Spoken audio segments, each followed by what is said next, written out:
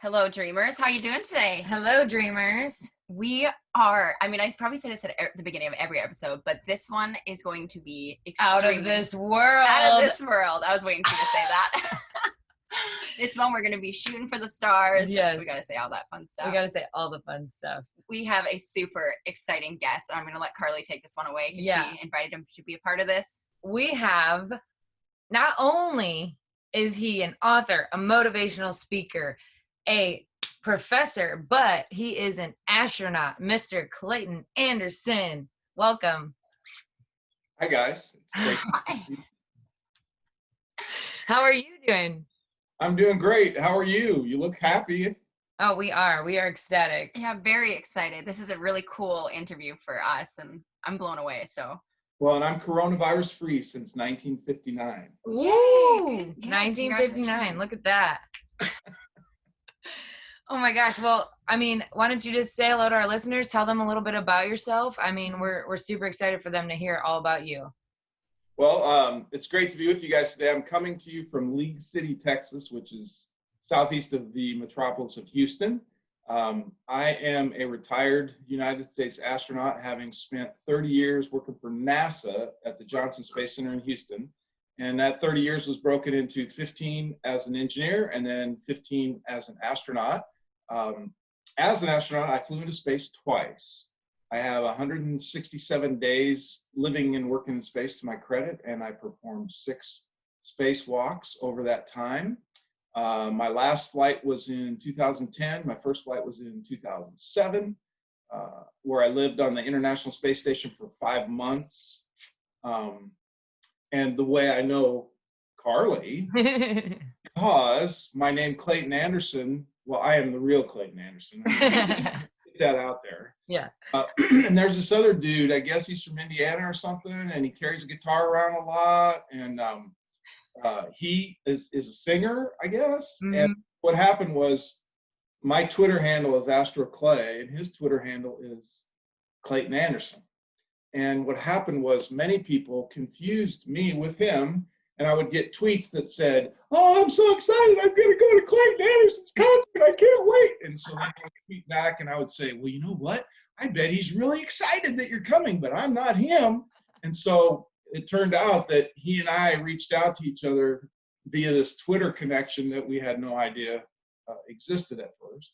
And we have since become friends, and we love the fact that we get to play on each other's name. And Clayton came to Houston and we gave him a tour of NASA, and then I went to Nashville and met all his compadres there and had a great time. So that's kind of how I've come to be on the show today, I'm guessing. Yes, that is a little bit. And I just want to even say too, like, that tour that you gave us in Houston was like all my childhood dreams come true. Honestly, like, he took us through every piece and every kind of like part of his journey, even while aboard, in space, because it's like you don't think about these little things that they go through and they have to do, and kind of you have to adapt to this new way of living. And it was just amazing. Like, I would go in a heartbeat. So if you ever want us to come down, bring us down. Well, I was living vicariously through you, because I remember seeing photos from Clayton and Carly on their social media, and I was like, oh my gosh, this is like every kid's dream come true. That's why I'm like a kid in a candy store right now, like I'm grinning ear to ear. So I'm like, I'm talking to a real astronaut right now. I know. That's so well, cool. Just so you know, two Clayton Andersons at NASA was NASA's worst nightmare. Yes, yeah, it was. Imagine. In the control room, everyone was like, "Oh no, there's 2 of them." Oh no. Like, what do we do now? Oh, it was so much fun though. I thank you for that experience, because it was one of a kind for sure. So it was our pleasure. We enjoyed meeting you, and we look to a lasting relationship with you guys. So absolutely. And fun fact though, if people might know about you, but if they don't, that you're very musically inclined as well. So there's another little kind of connection you had with Clayton, is that recently you wrote a song with him, and we were just talking about hopefully next year we'll be able to present that to people. And Cool. I know me and you have talked, and you've said that you believe music and science goes hand in hand. And yes. I just love that, because I really do. I do feel that exact same way as well. Absolutely.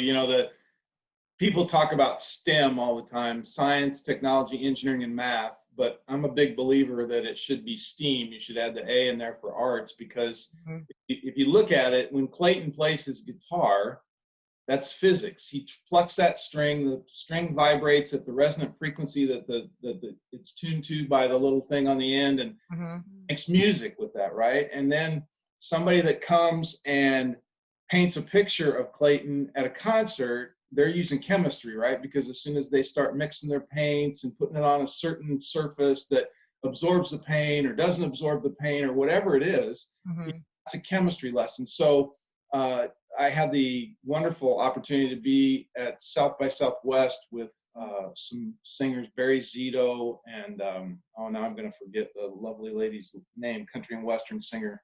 Oh, Leanne Womack. Oh, wow. I'm sitting on the stage with Leanne Womack and Barry Zito and talking about music and education and how important it is. And they agreed, especially Leanne, that, you know, having music and art in the curriculum is hugely important. So, like you said, Carla, I'm a big advocate. Big. I love it. Yeah, that's amazing. And I second that as well. I've been a musician all my life. And even, yeah, you're saying science and arts and it's like, that's where the creativity kind of comes in. I feel like, you know, it's the science and that, and where you get to play around and experiment and sound and physics and all that. So yeah, no, I definitely agree. Yeah, that's really cool. It's like a little equation every time you do it. Absolutely. And the guys in the sound booth that are working the electronics, you know, I took a physics course on electronics back in the 80s, you know, and it's just really important, and it's really important to kids. And a lot of times I find that the kids that are maybe a little underprivileged, their hot button is something like music, right? So for an educator in the classroom and who has a kid that they can't really reach, sometimes if you find their hot button and if it's music, oh my gosh, you've just opened up an entire channel to challenge, and then you show that child how music and art and math and physics and all go together. I think it's important. Absolutely. I always will. And I love educators. Yes. Yeah, absolutely. Yes. Well, you along that same line, you are an educator, correct, at Iowa State, and you happen to also write children's books. So tell us a little bit about those for you and how being an educator is. Sure. First, I'll do a shameless plug. Shameless plug, yes. For my new book, Letters from Space. And the illustrator is from Budapest, Hungary. Her name is Susan Battery. Oh, just so you know, the guy on the cover, that's me. Oh my God, I love it. Looks just like me, doesn't it? Looks just like identical. So when I retired from NASA, I had a really dear friend named Nevada Barr. And I don't know if you read murder mysteries, Nevada is a New York Times bestseller 20 times over with her murder mysteries that feature Anna Pigeon, and Anna is a park ranger. And Anna goes from park to park to park as part of her assignment with the U.S. government, and she typically uncovers a murder. And they're pretty amazing books. I've read them all. She's really good. And I met her in Savannah, Georgia one year before I'd ever flown as an astronaut, but I was an astronaut at the time. And so Nevada and I became dear friends, and she tried to convince me to write a murder mystery. But I said, you know, I don't think I'm ready for that yet. And so I wrote a memoir called The Ordinary Spaceman. That was my first book. And then I followed that up with my first children's book, A is for Astronaut, which was a huge success. Then I went back and wrote It's a Question of Space, which is a book based on questions that people submit to me on the internet on a platform called Quora.com. And then I answer those questions. So I compiled those into a book. And then finally, the folks Sleeping Bear Press that did the first children's book came back and they wanted me to do another project. And that's where Letters from Space comes in. So, and I hope we'll do more, but that's where I am today. So that's so awesome. That's so cool to hear, and how like your journey kind of has evolved and meeting all these cool people, which led you to writing children's books, like, and to inspire these, you know, children with the books in space and all that. That's amazing. Where can people find your book? It's easy to go to Amazon.com. That's kind of a one-stop shop. If you go to unifyspace.com, well, I'm sorry, let me change that. unifygood.com/goods. You can buy it there and you can get it autographed. And then you can go to www.astroclay.com and you can also get them autographed through that venue as well. And we're working on a new launch of a new website for me that's coming out very soon. And that'll be all updated and have all the cool bells and whistles, and folks will be able to find everything because there's Astro Clay merchandise that you can purchase. And in addition to the books. So that's awesome. Yeah, it's a fun time. It's a very exciting time. Absolutely. Oh my gosh. I mean, it's super exciting for you. It's just crazy, like you said, how your dreams kind of evolved in, and just like, I don't know, you've gotten to do so many different things. Yeah. It helps when you're an astronaut. You just love it. Well, but I'm not a famous astronaut. I mean, I'm working on it. There are other astronauts way more famous than me, and I'm the first and only one from the state of Nebraska. Yes. I'm very proud of that fact. I'm the only one from Iowa State University, and I'm very proud of that fact. So that's why my book's called The Ordinary Spaceman. I like to think I'm the ordinary kid from the Midwest. So yes. Oh, that's awesome. Yeah. Well, love it. On that note as well, something we like to ask is to kind of like reflect back. And when you were a kid, was your dream to be an astronaut, or did that happen later in life? How did that work out? Yeah, I've had several dreams. I wanted to be a professional athlete, right? I wanted to play pro football. I wanted to be a pro basketball player. And of course, I didn't really have the skill set for that, it turns out. I didn't learn that till later, but then the other two that I wanted, and Carly probably doesn't know this, but I wanted to be a singer. My dream, Clayton sings country western, and I'm kind of a contemporary Christian singer. And that's where I can do other stuff, but that's kind of where I gravitated to because I played the piano and the organ in church most of my life. And so I wanted to be that guy singing in front of an orchestra or, and behind me. I just thought that would be so cool. I haven't done it, but I think it would be cool. But then the third thing was when I was young, my mom and dad got my brother and sister and I up on Christmas Eve in 1968, and they plopped us down in front of a black and white TV. You guys are too young to know what a black and white TV is.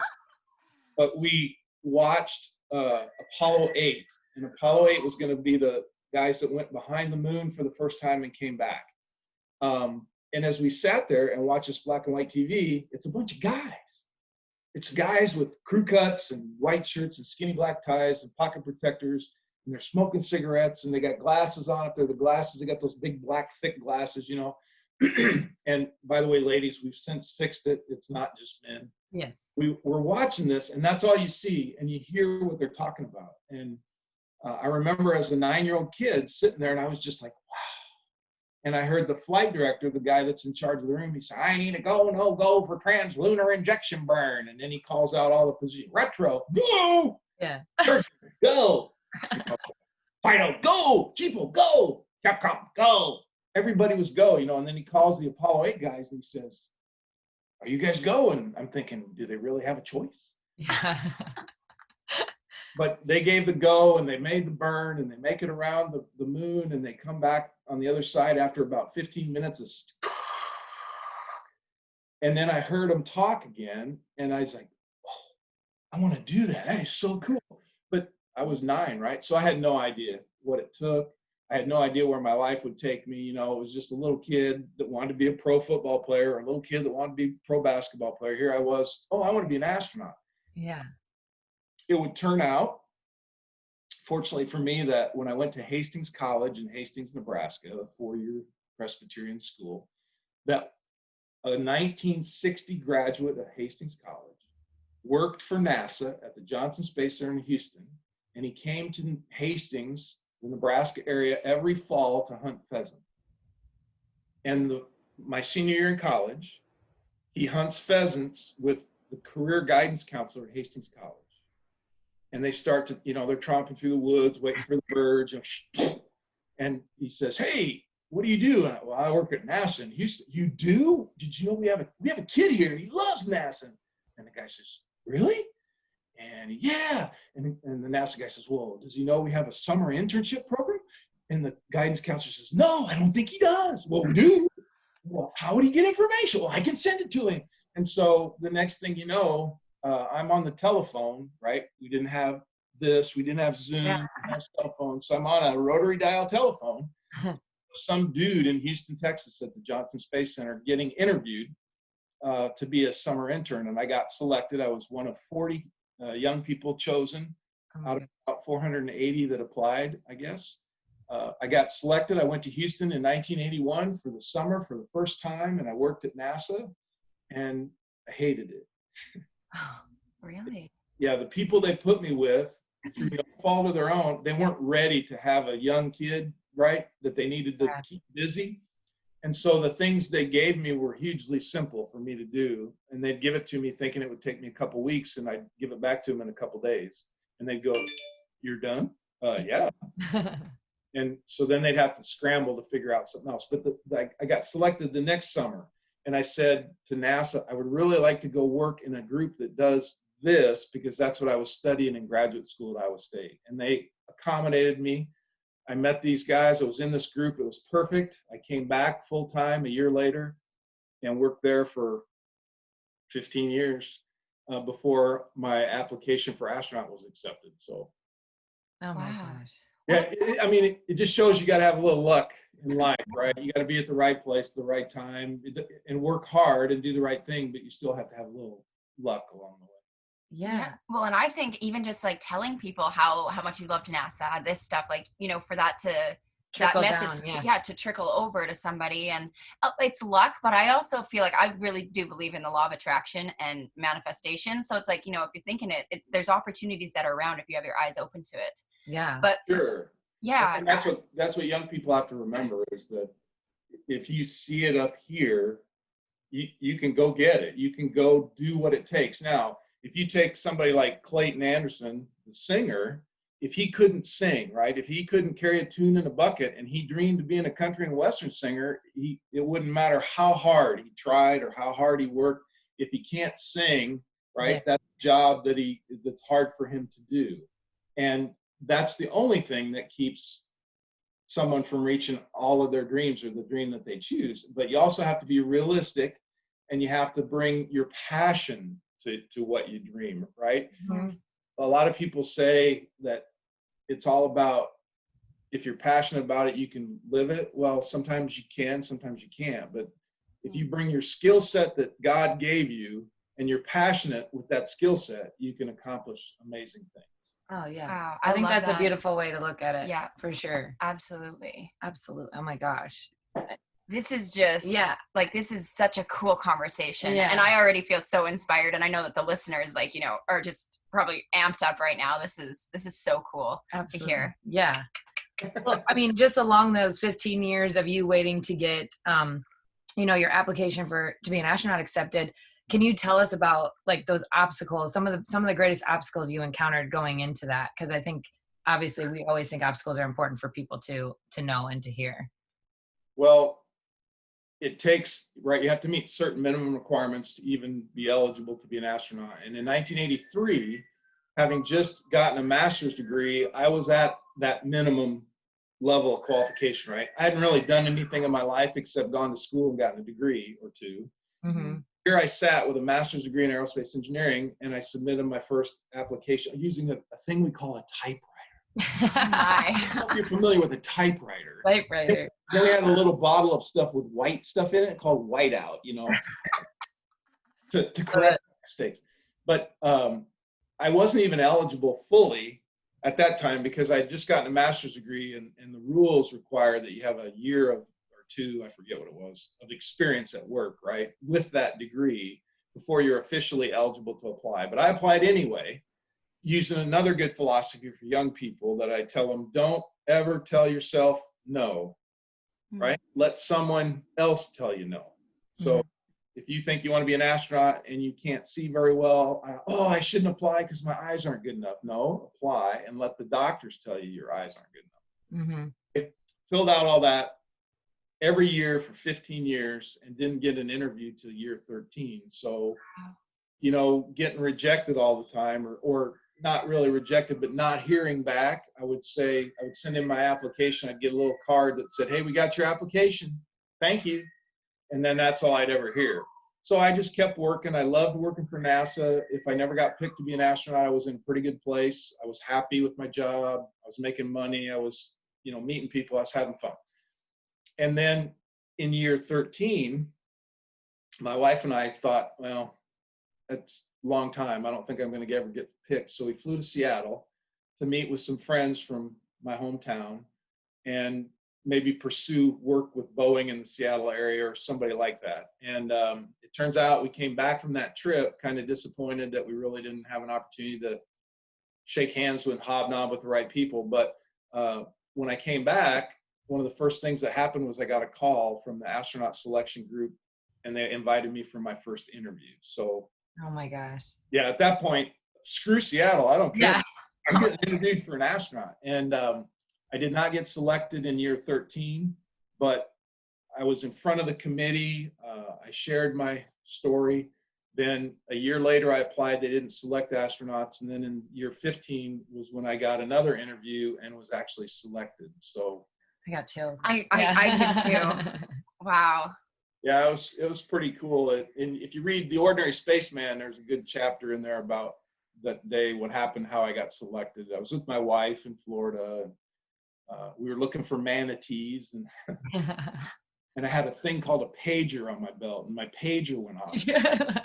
I looked at my pager and I saw this number, and who the hell's that? And I said, "Oh, I think they want you, Susan," my wife, because she was an important NASA person.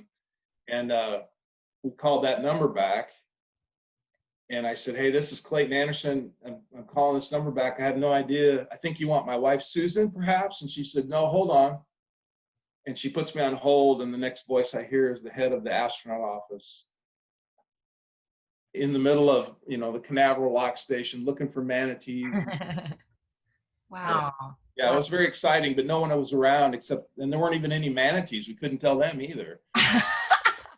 You know, it's like, who do we tell? Who do we tell?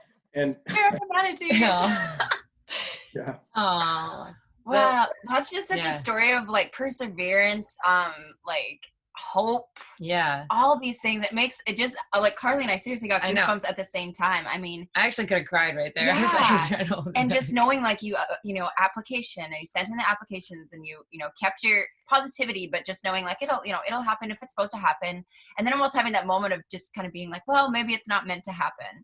And then it comes to you. Yeah. Like, that's crazy. That just makes me so happy. I know, you know, Carly and I obviously living in Nashville, and we're within the music industry. You know, I'm a singer-songwriter, and I've been here for 10 years, and Carly's been here for, you know, 5 years doing her stuff in the music industry side. But it's just, that's such a cool thing to hear your dreams. Like, it's just like, don't give up, just keep putting one foot in front of the other, and the opportunity will come around when it's meant to, and how it's meant to. So, you have to prepare yourself and be patient and just love life, right? A lot of people ask me, well, how do you become an astronaut? I'm thinking of, I actually had one guy sit down with me, and he was thinking about getting married, but he was going to postpone getting married because he thought it would hurt his chances of being an astronaut. And I said, oh my gosh, dude, get your life in order, right?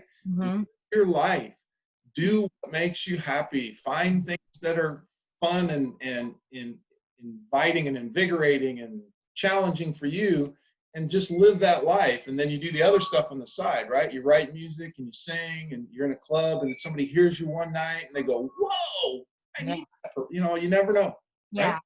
But you're having fun. If you're having fun at that club singing, and you do it every couple of weeks or whatever it is. And I know we went with Carly to that one place. I don't remember the name of the club, but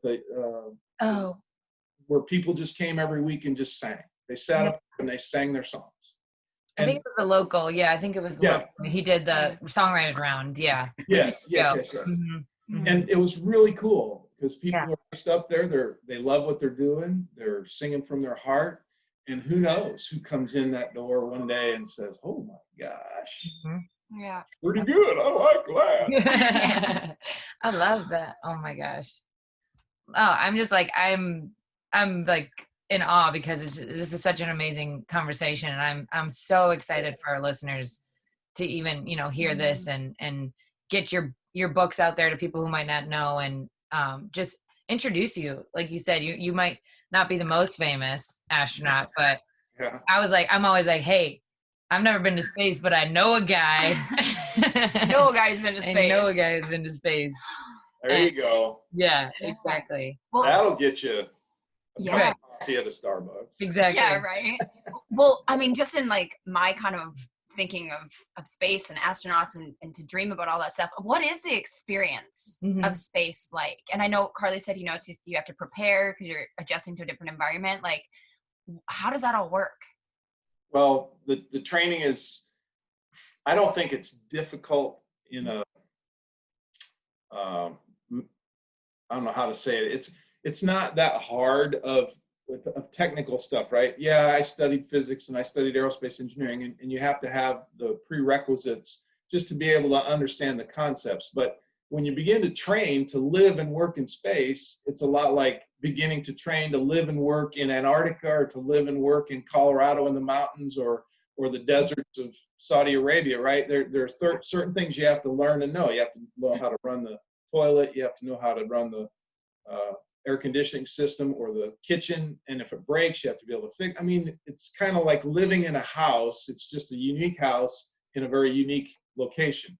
And so to learn all that is more of a volume exercise. How much can I hear? How much can I retain? How much can I understand and keep in my brain before I have to pull out my cheat sheet? And I think, I was trying to see if I had my wife rearranged my study.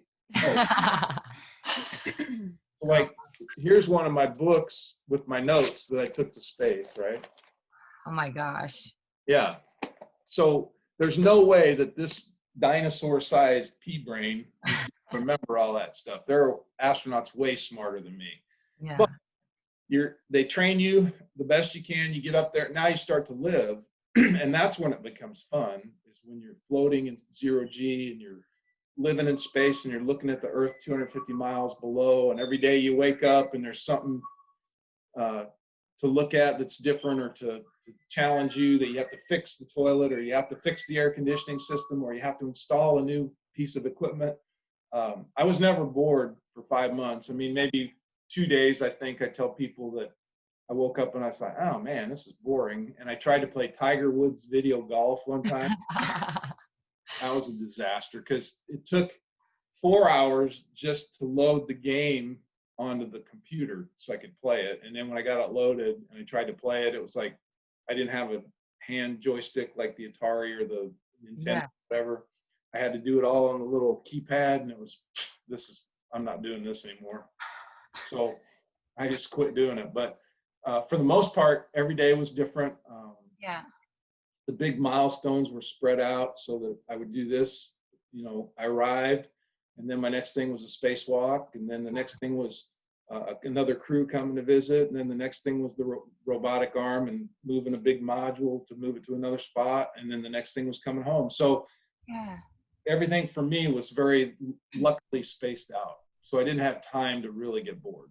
Yeah, that's so cool. I can't even imagine just waking up and looking down at Earth, you know, or like seeing, like, how's that for a feeling, you know, seeing the world on Earth right there. Like that's crazy.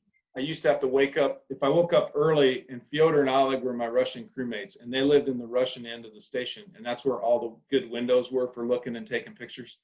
And so if they were already up, they were already in the windows taking photos, right? It was really hard for me to nudge them out of the way and get an opportunity to take a picture. And so if I woke up before they did, on the weekends or something, I would zoom down there and I would sit in the window, float above the window, and just look and take pictures for a while. And that was always very pleasing to me, very pleasurable. Gosh. Wow, what a magical experience. Yeah. How about your spacewalks too? I mean, can you describe a little bit of that feeling for? Yeah, spacewalks are cool. You're in your own little spaceship. My first one was pretty amazing.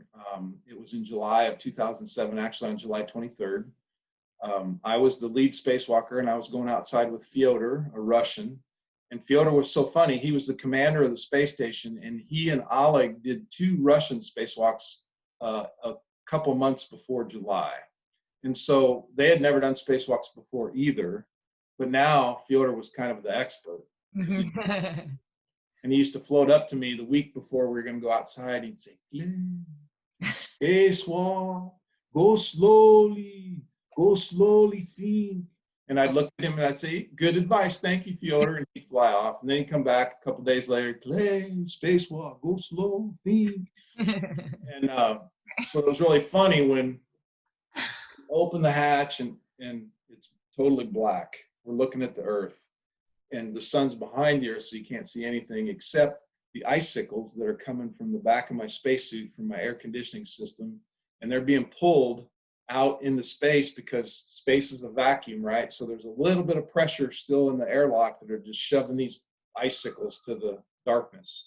And I'm floating there with holding on with 2 fingers in my spacesuit, looking at the blackness of space with icicles just flying out and disappearing. And it was so cool because all I could think of was I was born to be here now doing this.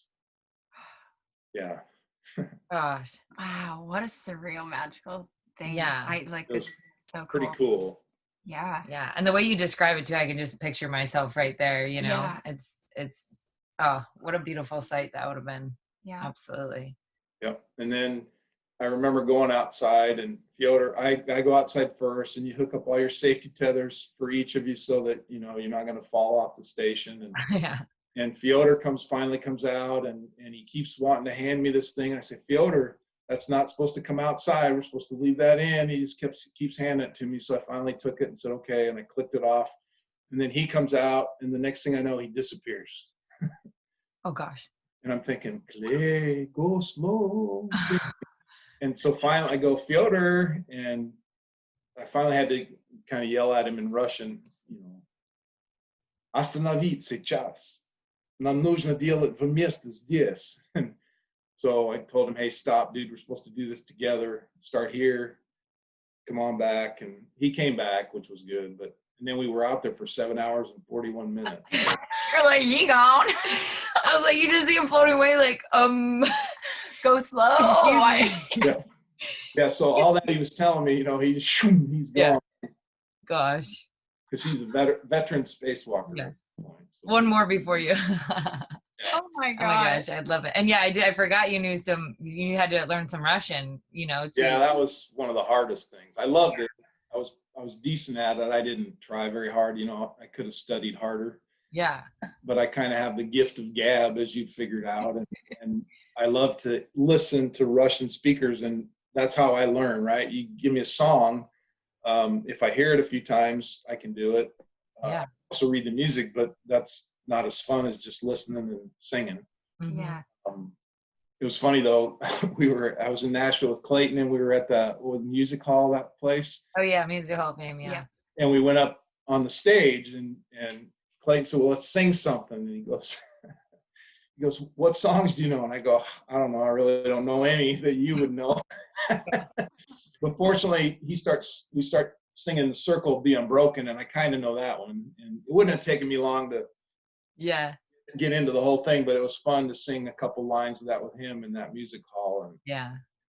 So I remember, Evan was snapping photos for us in there. And yeah, I mean, definitely I'm going to share some of the fun things we had on our podcast stories when your episode comes out. I'll share some of the space station, some of the time in Nashville, and just kind of do a little recap because the Houston and the Nashville trip were just so much fun. And I mean, like, I just remember one of the coolest things out of the Houston trip was the, what's the pool called? Oh, the Neutral Buoyancy Lab. Yeah, the Neutral Buoyancy Lab, where they go in this huge pool that acts as almost like the outside of the space station where they can go and practice fixing things. Am I correct in that? Fixing things outside the station. And it's like, it's as close as you can get to the actual real feeling of being outside. And it was amazing. Like, that was one of the coolest things I've ever seen. Wow. And we got to see your friend come out of the water, talk to him for a little bit. But they're down there. How long are you down there training? Usually 9 a.m. to 3 p.m. So like, 6 hours straight, unless you're really good at what you're doing, or you know, you can sometimes shorten it just by being efficient. But most of the time, if you finish what you're supposed to do, they'll ask you if you want to look at anything again. And a lot of astronauts will do something else to try to enhance their skill. But I know that when we trained for STS-131, it was me and a guy named Rick Mastracchio. We were both veteran spacewalkers. So when we finished our tasks, we said, we're getting out. Yeah. Which was good, because in that 6 hours, you have a set of divers that go with you for the first two. Mm-hmm. They come out, a new set comes in, and then they come out, and then the first set comes back in for the last 2 hours. So anytime we could finish in 4 hours, such that the first set of divers didn't have to go back in, we were their heroes. So Yeah. so we worked really hard yeah. Okay. to finish. Because imagine being in scuba gear for 2 hours, and you get out and you shower, and then you have to put that nasty, wet scuba gear back on and go in for 2 more hours. It can be a tough day. So if we could shorten it for them, absolutely, they were very appreciative. Oh, wow. Yeah, I can't wait to share. I'll share some of those videos and things. Yeah. But that was truly amazing for me to witness too. So much for me too. Yeah. So surreal. That's cool. But also, like, I kind of want to ask you too, is, you know, your book that you wrote with all the questions that people have asked you, is there a few questions that you, like, some of your favorite questions that people have asked you that you would like to kind of share with us? Well, there's always the, how do you go to the bathroom? Yes. Yeah. And that's a famous one. And my answer is typically just like you go to the bathroom on Earth, except you get a vacuum cleaner. Yes. Yes. Interesting. Yeah. And the other fun part of, you know, going to the bathroom in space, number one's pretty easy because it's just peeing, and you have a hose with a funnel on the end. So you just get close to the funnel and you turn on the machine, and it sucks everything in. Now you can't pee too fast, right? Because you can overwhelm the suction. But if you're gentle, you can pee right in that cone, and it sucks it into a can of Russian kitty litter, is what I call it. That absorbs all that urine, and then as the can fills up, once it's full, you throw the can away and burn it up in the Earth's atmosphere. So the number two is a different thing, in that when you're in the bathroom today on Earth, gravity is your separation factor, and it pulls all that nastiness, right? Mm-hmm. You think about it, you just pee and you just poo, and it goes punk, you flush, and it's gone, and you don't have to worry about it, right? Well, in space, you don't have that separation factor, so you have to create your own. Mm-hmm.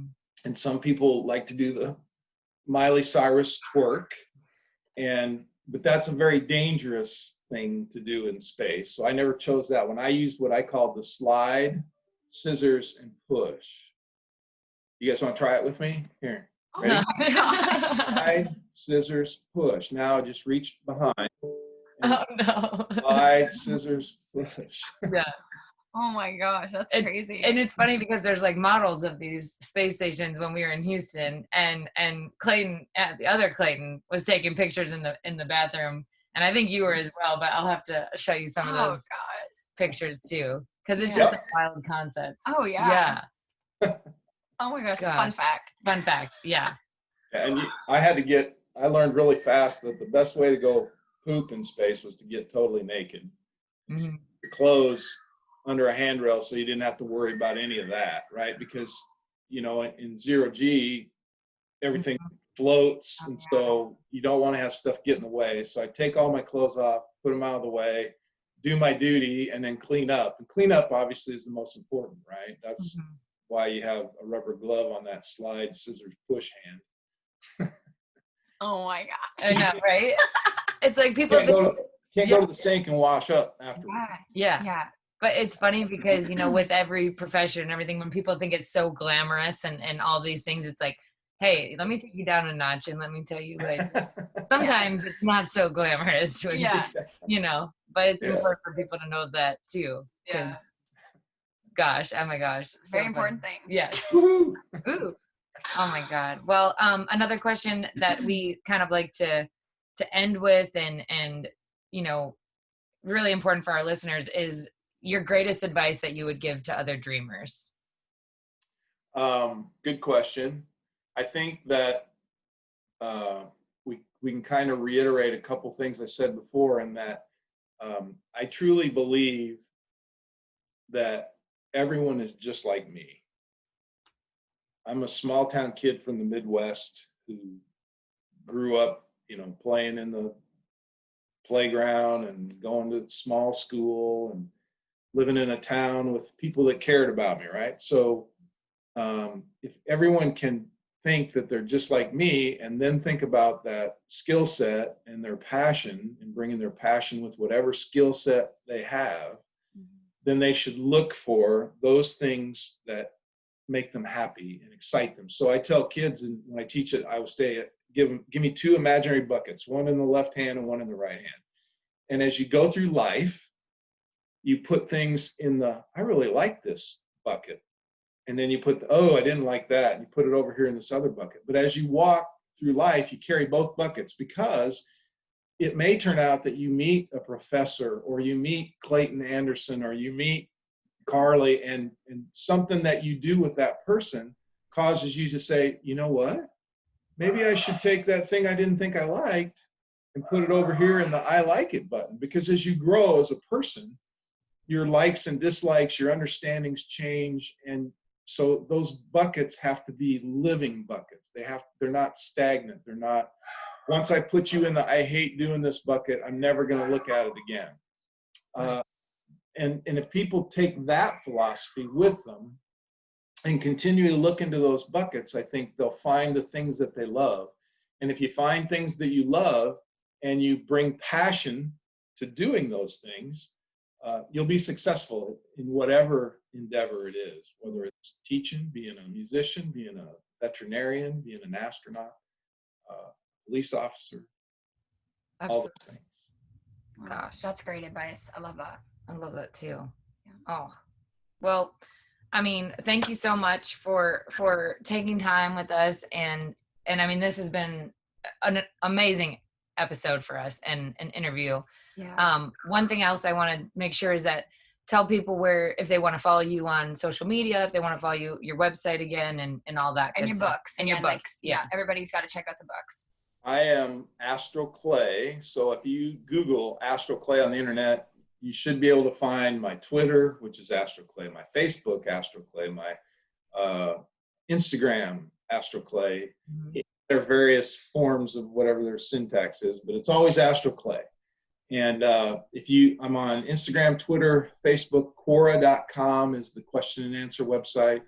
And then my website is astroclay.com. And that's where you should be able to buy any of the books you see above my bald head up there. Woo. And then the other website that's important is unifygood.com. And there's a /Astro Clay tab. So you can find me for speeches, you can find me for merchandise and all that. And we're trying to consolidate all that into my astroclay.com new website that should come out before the end of this month. So perfect. I would encourage everybody, you can go to Amazon.com now and buy my books, because people, read them and then sell them again. So you can get them cheap, and yeah. Maybe they're even autographed, and yeah. And you can learn what's behind who I am. And that's a big thing, is I'm who I am because of the people that made me, the teachers, my family, my church, my community, my college, all that stuff. That's why I am who I am today. And I'm proud of all of that. So you guys have been wonderful. I'm so excited to be with you. And yes, kiss Clayton on the cheek and tell him it's from me. Oh, I will. And I can't wait. We'll have to have you come to Nashville again next year, and we'll all hang out, and we'll have a good time. Yeah. But I would enjoy that very much. Thank you so much. Yeah, thank you. We'll chat. My pleasure. All right, dreamers, we're going to sign off here. We're wishing you good vibes, good times, and sunshine. Until next time.